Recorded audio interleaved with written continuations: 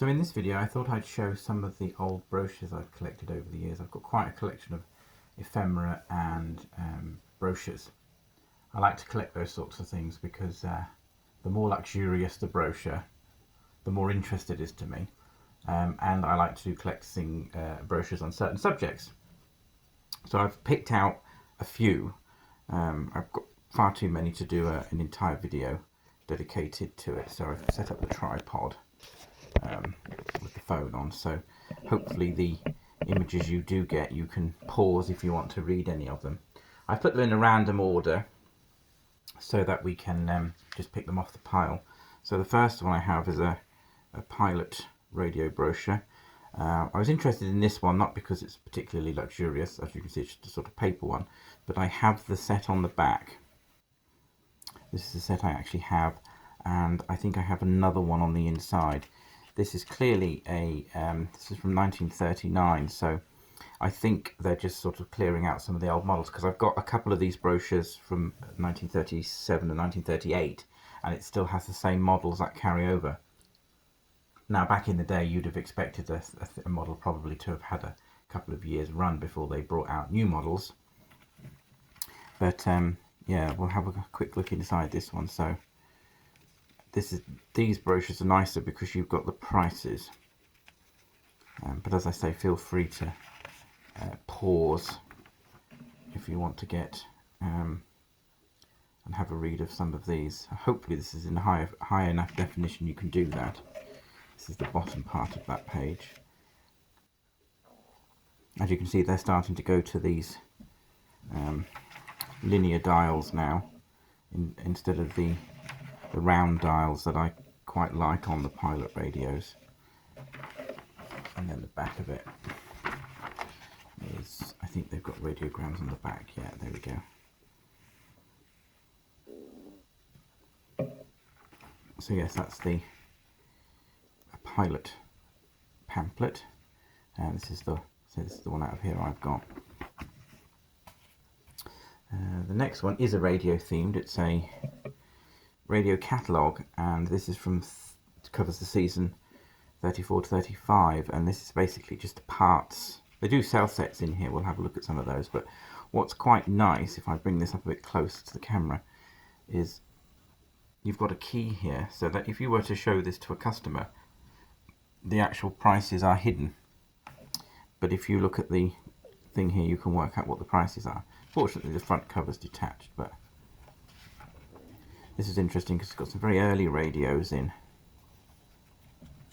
A bit more central. It's pretty much all in there.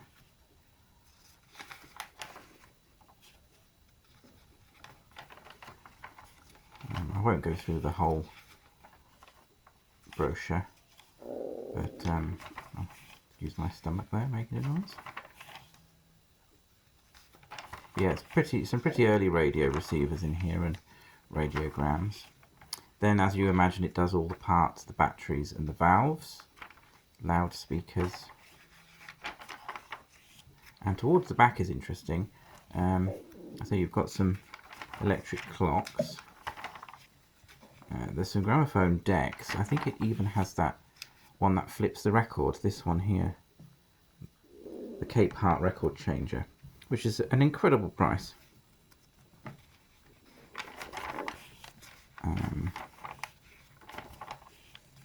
Public address, and I think towards the end there is some sort of domestic appliances. So yeah, vacuum cleaners, some pretty early vacuum cleaners there. Electric fires, old torches. I had a feeling there were some fridges in here somewhere. Where have I passed those? Oh, here we go. Yeah, domestic appliances. You see a fridge and freezer. Awful lot of money. £65. Most expensive one. So yes, that's a nice catalogue. This is a television handbook. This was looks like it's given away with the Daily Mail, and The interesting thing about this is, other than it telling you about television, is of course it's paid for by advertisers. So you have some quite nice adverts for the sets. I think this is very early 50s, so yeah, it has some nice little adverts for the early 405 line 50 sets. This is nice. This book isn't particularly hard to find, I don't think. If you've got an early 50s 405 line set, it's worth having, just in case you've got the advert for your set in. Just gives you an idea of the price and things.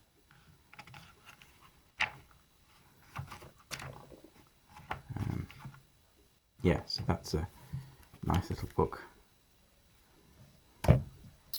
The next book, let's have a look. Oh, we've got a brochure here from, this is from 1971, 1972, and this is furniture.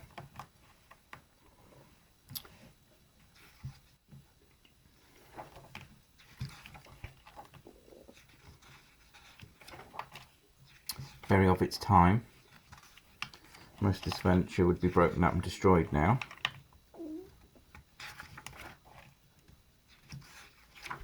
Unfortunately, it doesn't have any prices in this. I think this is more of a showroom brochure than one that you'd actually have at home.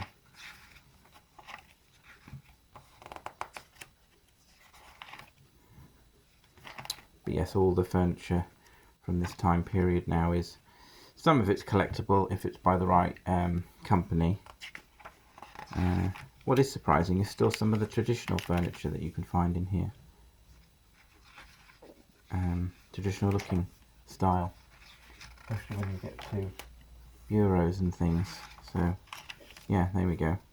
They're still selling that traditional antique looking furniture. Display cabinets, and then I think we go into chairs and settees.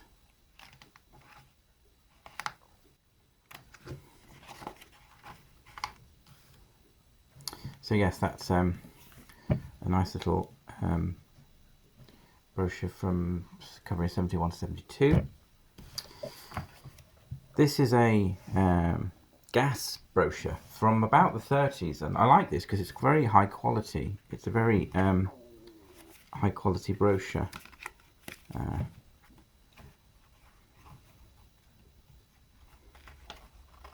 With sort of gilding on the pages. I don't know if you can see the gilding on this line here, and then they have some on the actual fires themselves are gilded. Now, the interesting thing about this is if you read this page, this type of fire with its little burner, little gas hob that pops out. You can see with the kettle on there. You'd think it was probably for a kitchen or living room or something like that. But they actually say that it's ideal for the bedroom. It wouldn't have been something I would have imagined you'd have in a bedroom, but of course you'd have your wash jug and bowl, so you'd actually have hot water, and of course you'd make tea in your room then. But it's probably just you know, get hot water for a wash, because you wouldn't have necessarily, all houses wouldn't have had indoor plumbing. But yeah, I quite like the way that the fires have got this sort of gilding on them and high quality print in colours.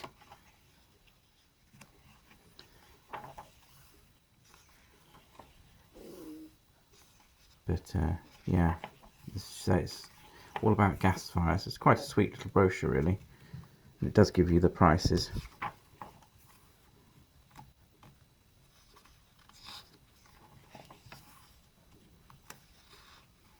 It's a portable one.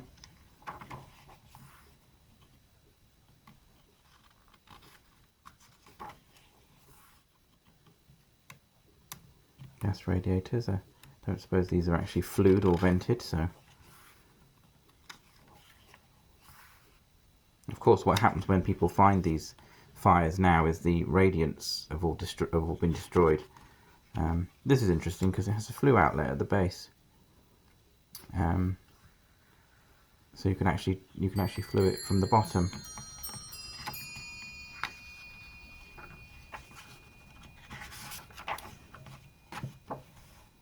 So yeah, that's a nice, really high quality brochure, that one. This is another Daily Mail freebie, probably.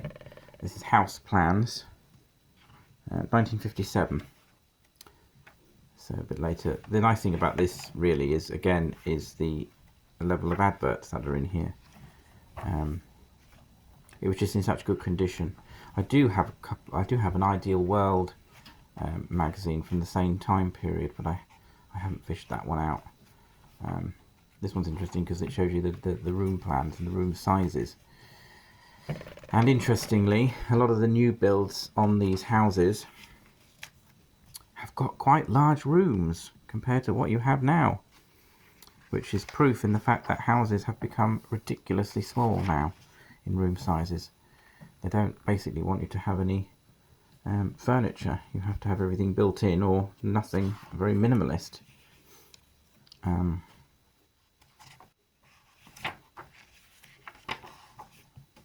We would consider these to be sort of luxurious homes now. But yeah, like bedroom sizes, like 16 by 11, 10 by 15 foot. I mean, that's quite large these days for a bedroom. You're lucky if you get sort of 9 foot by 10 foot, or smaller.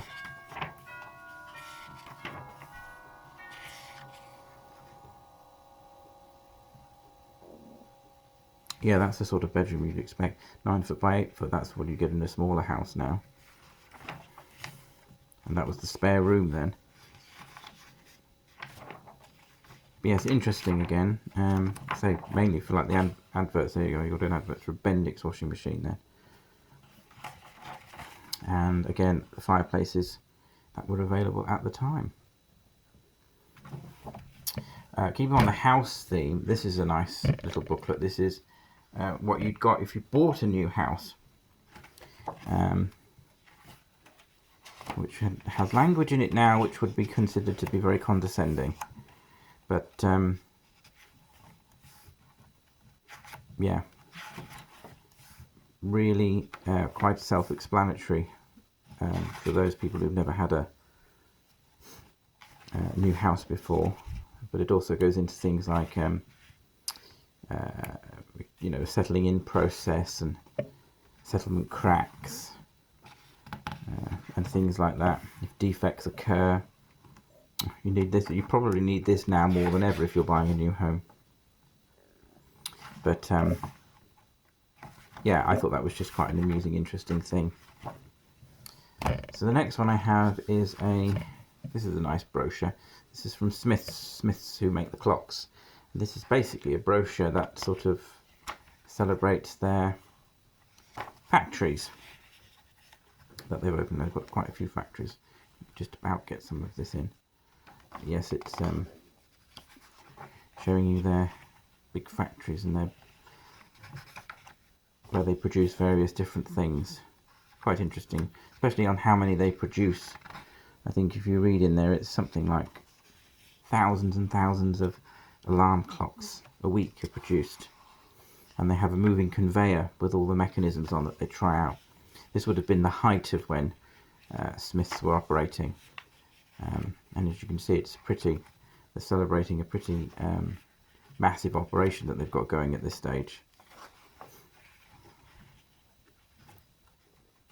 No real. I have got a couple of books with Smiths clocks in that give you the prices and things, but again, I didn't want the video to run too long, so we may do a second video if people are that interested in them. So that's the Smiths one. Going back to electronics again now, this is a catalogue. Can't remember when this dates from. I think this is a 60s one. But this one is like a mail order catalogue. There's some interesting radios and radiograms and a few televisions.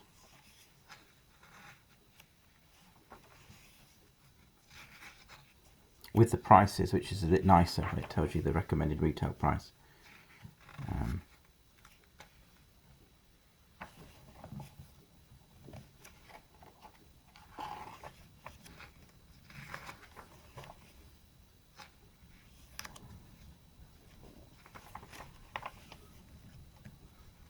can actually see they're importing some of these American radiograms at this stage. Car radios.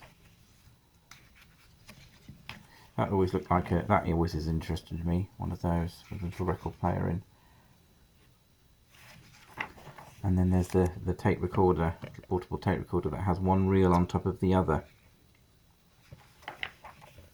Not come across one of those in real life. Oh, seen a few pages there.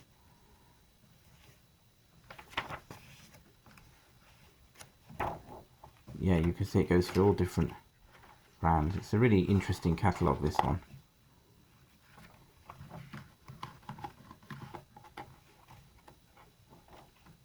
Record players. They've sort of set them in alphabetical order with brands, you know. Then you get to professional amplifiers and speakers. But yes, that's a nice one to have. A 67, 68, there we go. I knew it was on there somewhere. Back to another furniture catalogue now. This one is from the 1920s. And again, this one is nice. It's got the prices on.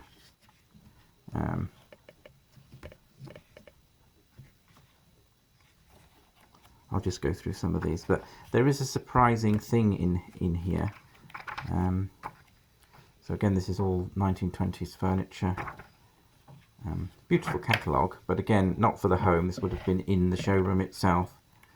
These are all bedroom suites, and it goes through dining rooms, chests of drawers. It's even got little stickers in there, like where they are been corrected or they're no longer available in certain circumstances. You go through and you'll see it says no longer available. There we are, spring mattresses.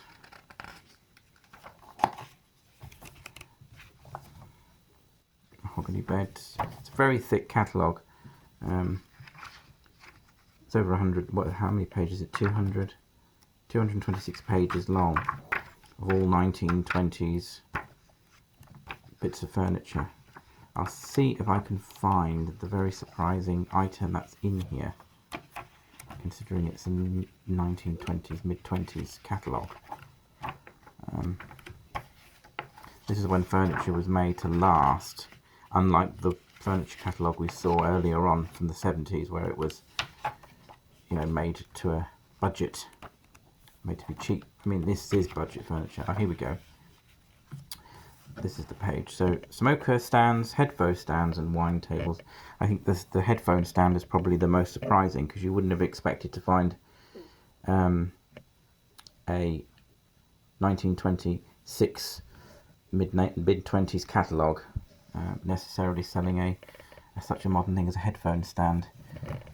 We can zoom in focus, there we go. 5 yards flex. Tray and terminals for 4 pairs of phones. £1, 9 shillings and 6 pence. And yeah, and then it ends with the sofas and dining chairs. And then the last one, which is a very luxurious brochure more than anything, is the Christians, or Clive Christian as it's known now, interior designers and furniture makers. They made some very luxurious brochures to show off their interiors. It's just all gilded pages. There's a gold embossed bits. Yeah, it's just basically interior design catalogue, really. You can have them do all the fitted furniture, but yeah, just a really nice brochure. There's not a lot of things from modern day catalogues I have, but yeah, these are, so it's just got a couple of these nice brochures just to sort of encapsulate the late 90s, would it be? Probably late 90s, early 90s, late 90s, something like that. So yeah, I hope you had enjoy looking at some of them. I say I've got an awful lot more because it's just one of the things that I like to collect. I like reading the old brochures, and it's when you discover things, and the old adverts and stuff. So if it was something you enjoyed, enough people like it, I might do another one with lots of other brochures I've got, probably more particular about, they're probably more targeted, like they're probably, you know, like I've got lots of these pilot ones, and they're specific branded ones as opposed to general catalogues. So yeah, I hope there was something in there that was interesting for you.